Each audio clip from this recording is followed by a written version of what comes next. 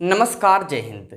मैं अंकित मिश्र एक बार फिर से हार्दिक स्वागत करता हूं आपके अपने चैनल एग्जाम तक पर।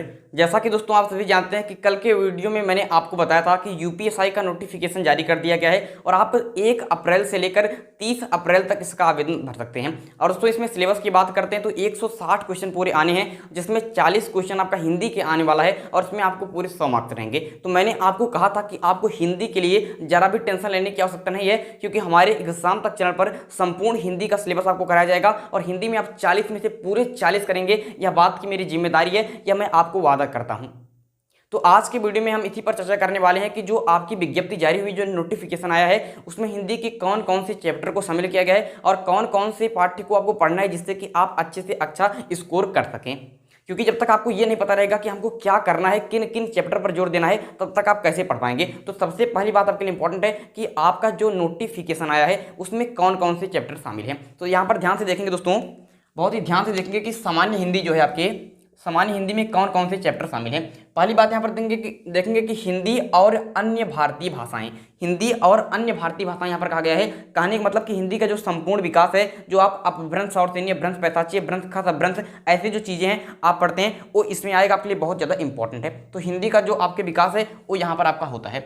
दूसरा दोस्तों दिया गया कि हिंदी व्याकरण का मौलिक ज्ञान।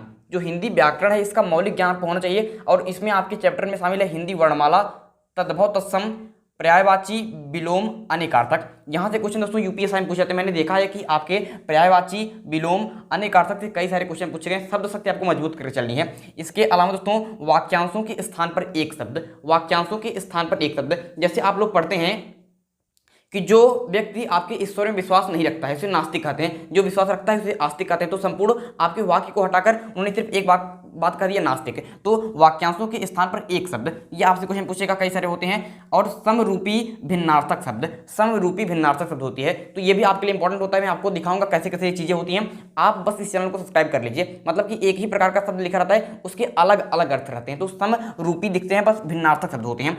अशुद्ध वाक्यों को शुद्ध करना, अशुद्ध वाक्यों को शुद्ध करना, ये आपके लिए बहुत ज़्यादा इंपॉर्टेंट है। ये आपके लिए बहुत ज़्यादा इंपॉर्टेंट है कि अशुद्ध वाक्यों को शुद्ध करना, क्योंकि यहाँ से क्वेश्चन आपके 3 से 4 क्वेश्चन, 5 क्वेश्चन भी पेपर में देखने को मिलते हैं, इसलिए इसको बिल्कुल भी आपको हटाना नहीं है। इसके अलावा दोस्तों आपके लिंग, वचन, कारक, सर्वनाम, विशेषण, क्रिया, काल, वाच्य, ये आपका पूरा व्याकरण है। समझ रहे हैं ना कि आपको लिंग जो आपके होते हैं आपके हिंदी में, मतलब कि हिंदी में 2 ही लिंग होते हैं, पुल्लिंग, स्त्रीलिंग होते हैं, नपुंसकलिंग की कोई बात नहीं होती है। वचन की बात करते हैं तो आपको एक वचन फिर बहुवचन होता है, आप जानते हैं, और आपका द्विवचन। फिर इसमें कारक में आपका, कारक में जो आपके जो कारक चिन्ह होता है अलग अलग, जैसे कर्ता ने, कर्म को, ये सब चीजें होती है कारक में। सर्वनाम दोस्तों आपके 6 प्रकार का होता है, आप सब जानते हैं, और संख्या में कितनी होती है, संख्या इनकी 11 होती है। तो सर्वनाम के बारे में जो निजवाचक सर्वनाम है, अनिश्चयवाचक सर्वनाम है, निश्चयवाचक सर्वनाम है, इन पर विशेष रूप से आपको पढ़ना पड़ेगा। फिर विशेषण की बात करते हैं, 4 प्रकार के विशेषण हो जाते हैं आपके, उनको भी विशेष रूप से आपको पढ़ना है। इसके अलावा दोस्तों आपको क्रिया को पढ़ना है कि आकर्मक क्रिया क्या होती है, सकर्मक क्रिया क्या होती है। इसके अलावा क्रिया के बारे में आपको इंपॉर्टेंट चीजें पढ़नी है। और यहाँ पर दोस्तों ध्यान रखना है आपके काल आपसे पूछेगा, काल से क्वेश्चन पूछेगा, वाच्य से क्वेश्चन आएगा आपके। वाच्य आप जाते हैं कर्तवाच्य, कर्मवाच्य, भाववाच्य, मतलब कि जो वाक्य उसमें किसकी प्रधानता है, यहाँ से क्वेश्चन पूछता है। इसके अलावा दोस्तों आपके अवयव से क्वेश्चन आएगा। अवयव जो होते हैं आप जानते हैं, अवयव जो होते हैं उनसे क्वेश्चन आएगा। उपसर्ग से क्वेश्चन आएगा, जो भी आपके शब्द होते हैं उसके जो सामने आपके आगे की तरफ जो शब्दांश लगते हैं उसे उपसर्ग कहते हैं, और प्रत्यय पीछे लगते हैं, ठीक है, पीछे जोड़कर उसके आपके बदल देते हैं। तो उपसर्ग प्रत्यय से क्वेश्चन आना ही आना है। संधि से क्वेश्चन आएगा, ये बहुत इंपॉर्टेंट टॉपिक है संधि, क्योंकि संधि आपके स्वर संधि, व्यंजन संधि, विसर्ग संधि, तीनों को विशेष रूप से पढ़ना पड़ेगा, क्योंकि संधि से 3 से 4 क्वेश्चन, 2 से 3 क्वेश्चन कोई हटा नहीं सकता है। फिर बात करते हैं समाज से, तो यहाँ से भी क्वेश्चन आना बिल्कुल तय है, कन्फर्म है एकदम। तो समाज आपको बिल्कुल पढ़ना है। विराम चिन्ह आपका बहुत छोटा सा टॉपिक है, आपके एक वीडियो में कंप्लीट हो जाएगा, तो इसको मैं कंप्लीट करा दूंगा। इसके अलावा मुहावरे एवं लोकोक्तियाँ, मुहावरे और लोकोक्तियाँ, इसका अर्थ क्या है, इस प्रकार से मुहावरे लोकोक्तियों से क्वेश्चन आते हैं, तो इसको पढ़ना है आपको। रस आपको पढ़ना है, बहुत इंपॉर्टेंट आपकी टॉपिक है। छंद आपको पढ़ना है, बहुत इंपॉर्टेंट टॉपिक है। अलंकार आपको पढ़ना है, बहुत इंपॉर्टेंट टॉपिक है। इन तीनों टॉपिक के लिए भी मैं वीडियो बनाऊंगा। आपको जो जितने सिलेबस आपको दिख रहे हैं आपके यहाँ पर, जितना आपको, इन सब की क्लास हमारे चैनल पर चलेगी, और यहाँ पर दोस्तों को संपूर्ण हिंदी का सिलेबस कराया जाएगा, और कराने के बाद आपका संपूर्ण आपकी MCQ टेस्ट भी होगा। तो बहुत ही शानदार सी क्लास हमारे यहाँ पर चलेगी, इसलिए चैनल को सब्सक्राइब कर लीजिए और जुड़ जाइए इस क्लास के साथ। इसके अलावा दोस्तों अपठित बोध से क्वेश्चन आएगा। अपठित बोध का अर्थ क्या होता है कि आपको ऐसे गद्यांश टाइप का दे देगा जो आपने कभी पढ़ा नहीं है, उसी में से 4 से 5 क्वेश्चन आते हैं। तो अपठित बोध जो होता है, मुझे लगता है कि इससे सरल इससे सरल कुछ होता नहीं है, क्योंकि ये आपको फ्री का मार्क्स मिलता है। आपने सही से पढ़ लिया तो आप आसानी के साथ कर देते हैं। तो अपठित बोध है, अगर इससे 4 से 5 क्वेश्चन टकरा गए तो आप बड़े आसानी के साथ इसको कर देंगे, तो इसमें दिक्कत नहीं है। बल्कि मैं आपको इसका वो करा दूंगा, एमसीक्यू टेस्ट करा दूंगा किस प्रकार से आता है, तो मैं आपको टेस्ट पूरा करा दूंगा, घबराने का आवश्यकता नहीं है। प्रसिद्ध कवि, लेखक एवं कृतियां, यहाँ से भी क्वेश्चन आता है और यहाँ पर मोस्टली छात्र क्या कर देते हैं, इसको छोड़ देते हैं, लेकिन आपको इसको बिल्कुल भी छोड़ना नहीं है। प्रसिद्ध कवि, लेखक एवं कृतियां, इसको मैं स्पेशल रूप से कराने वाला हूं, तो घबराने की आवश्यकता नहीं है। मैं आपको पूरे 200 से 250 आपके कृतियां जो हैं, लेखक कौन है, इसको मैं कंप्लीट करा दूंगा, तो ये आपके लिए इंपॉर्टेंट है। हिंदी भाषा में जो पुरस्कार मिलते हैं, यहाँ से भी क्वेश्चन आप देखते हैं। जो जेल वार्डर फायरमैन का पेपर हुआ है, उसमें यहाँ से भर भर के क्वेश्चन आते हैं पुरस्कार से, तो पुरस्कार वाला भी मैं कंप्लीट कराऊंगा। उसके अलावा दोस्तों आपका विविध दिया गया है, क्या दिया गया है, एक आपको विविध दिया गया है। तो यहाँ से मतलब कि संपूर्ण हिंदी का सिलेबस जो आपको मिलता है, लगभग वहाँ से क्वेश्चन पूछा जाएगा। पत्र जो होते हैं, इनसे क्वेश्चन यहाँ पर सिलेबस में तो नहीं दिया है, तो मुझे नहीं लगता वहाँ से क्वेश्चन आएगा। अब यहाँ पर आपको देखना दोस्तों, सर्वप्रथम आपको हिंदी वर्णमाला से आपको 3 क्वेश्चन आपको कोई टार नहीं सकता है, ठीक है। तद्भव तत्सम से क्वेश्चन आता भी है, कभी कभी नहीं आता।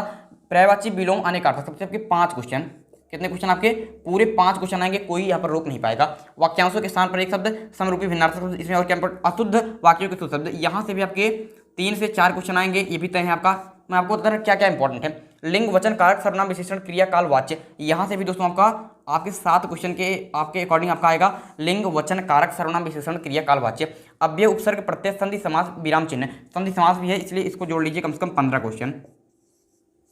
कितना जोड़ लीजिए, 15 क्वेश्चन। मुहावरे, लोकोक्तियों से क्वेश्चन आता भी है।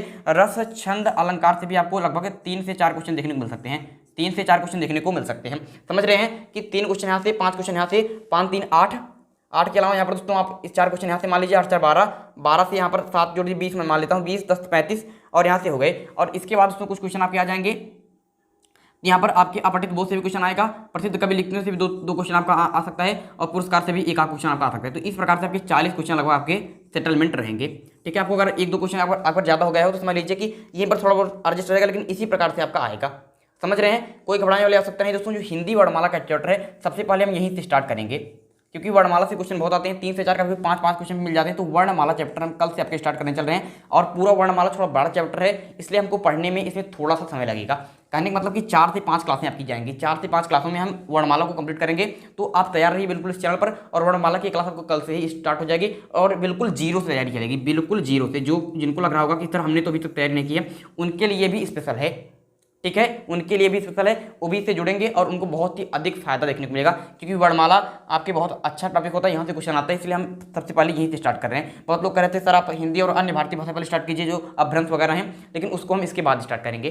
समझ रहे हैं, तो इस प्रकार से हमको अपना पूरा कंट्रोल करके चलना है, और इस प्रकार से पढ़ेंगे तो आप हिंदी में निश्चित तौर पर 40 में से 40 क्वेश्चन कर देंगे, ये श्योर है। आपका 100 मार्क्स आपका बनेगा। जो मैं पढ़ाऊंगा उसका अगर रिवीजन करेंगे, एमसीक्यू टेस्ट जो कराऊंगा उसको करेंगे, तो निश्चित तौर पर सफलता मिल जाएगी। दोस्तों आपको, मुझे जहाँ तक लग रहा है, जून से लेकर जुलाई के बीच में ये एग्जाम होने की संभावना अभी तक दिख रही है। तो आपके पास 4 महीने कम से कम है आपके एग्जाम के लिए, आपके प्रिपरेशन के लिए। तो 4 महीने आपके पास पूरे हैं, इसलिए अपनी पूरी तैयारी झोंक दीजिए, और जो अभी से भी तैयारी में लग सकता है उसका भी सिलेक्शन हो जाएगा, श्योर है। दोस्तों मैंने एक व्हाट्सएप ग्रुप आपके लिए स्पेशल बना दिया है, और हमारे इस नंबर 959580482638, ठीक है, 9580482638, इस पर हमको आप हाई लिखकर भेज दीजिएगा, इस पर हमको आप हाई लिखकर भेज दीजिएगा। मैं आपको एक व्हाट्सएप ग्रुप में जोड़ दूंगा, जिसका नाम है यूपीएसआई महासंग्राम, ठीक है। तो वहाँ पर क्या होगा दोस्तों कि आपको वहाँ पर मैं दैनिक के करंट अफेयर साझा करता रहता हूँ, तो इसलिए इस पर आप हाई लिखकर भेज देंगे, तो मैं वहाँ पर आपको व्हाट्सएप ग्रुप में जोड़ दूंगा। तो यहाँ पर दोस्तों छोटा सा मैंने वीडियो एक आपके लिए बनाना चाहा कि आप पहले सिलेबस को समझ लीजिए कि आपके जो एग्जाम होगा उसमें आएगा क्या, आपके पेपर में आता क्या है, सिलेबस क्या है। क्योंकि बहुत सारे लोग कहते हैं सर पहले आप सिलेबस बता दीजिए कि क्या क्या आएगा, उस हिसाब से हम तैयारी करेंगे। तो आपके लिए मैंने सिलेबस पूरा बता दिया है, आप इसी प्रकार से तैयारी करिए। एक नोट्स बना लीजिए मेरे साथ, और जो भी चीज़ें लिखाई जा रही हैं उसको आप बार बार रिविजन करते चलिए, पढ़ते चलिए, लिखते चलिए, और निश्चित तौर पर आपका सिलेक्शन हो जाएगा। तो हिंदी की क्लास मैंने स्टार्ट कर दी है। आप लोग क्या चाहते हैं कि इसके अलावा कौन से विषय में स्टार्ट करूँ, कमेंट बॉक्स में अपनी राय अवश्य दीजिएगा। अगर वीडियो अच्छा लगा तो वीडियो को लाइक कीजिएगा, चैनल को सब्सक्राइब कीजिएगा, क्योंकि यहाँ पर इसी प्रकार की वीडियो मिलते रहते हैं। चलिए दोस्तों आज का वीडियो यहीं पर समाप्त करते हैं। अगले वीडियो में एक इंपॉर्टेंट टॉपिक के साथ फिर होगी मुलाकात। तब तक के लिए मुझे दीजिए इजाजत। मैं हूं अंकित मिश्र, और आप देख रहे हैं एग्जाम तक। धन्यवाद।